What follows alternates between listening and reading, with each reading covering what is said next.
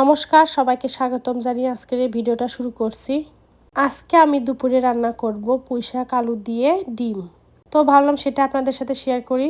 সেদিন এই পুঁইশাকগুলো নিয়ে এসেছিল, খুবই সুন্দর, একদম ফ্রেশ তরতাজা ছিল, কিন্তু ডাঁটার থেকে পুঁইশাকের পাতার পরিমাণ বেশি ছিল। তো যাই হোক, শাকগুলোকে কেটে বেছে ধুয়ে নিয়েছি, পাতাগুলো আলাদা করে রেখে দিয়েছি, পরে ব্যবহার করব। সাথে নিয়েছি কয়েকটা আলু, নিয়েছিলাম 6টার মতো ডিম।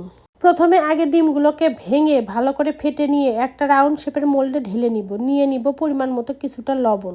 আবারও একটু মিক্স করে নিয়ে চুলায় একটা কড়াই বসিয়ে তাতে পরিমাণ মতো জল দিয়ে ডিমগুলোকে ভাপা করে নিব।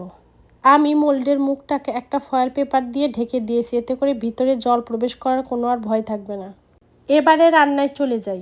চুলায় একটা কড়াই বসিয়ে তাতে পরিমাণ মতো তেল দিয়ে ধুয়ে রাখা সবজিগুলো দিয়ে দিব সামান্য একটু লবণ ও পরিমাণ মতো হলুদের গুঁড়া। এখন সবজিটাকে নেড়ে ছেড়ে হালকা করে ভেজে নিব। সবজিটা ভাজা হয়ে গেলে নামিয়ে নিব।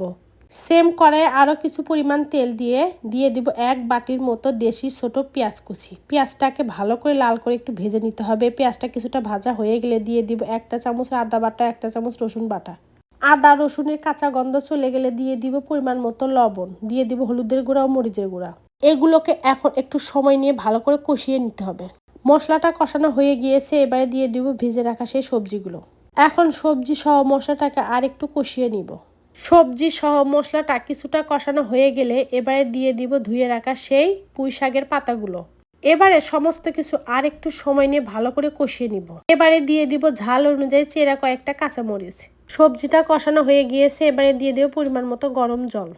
এরই ফাঁকে আমি ডিমগুলোকে ভেজে নিব। তার জন্য চুলায় একটা ফ্রাই প্যান বসিয়ে তাতে পরিমাণ মতো তেল দিয়ে ভাপানো ডিমগুলোকে ছোট ছোট খণ্ড করে কেটে নিয়েছি।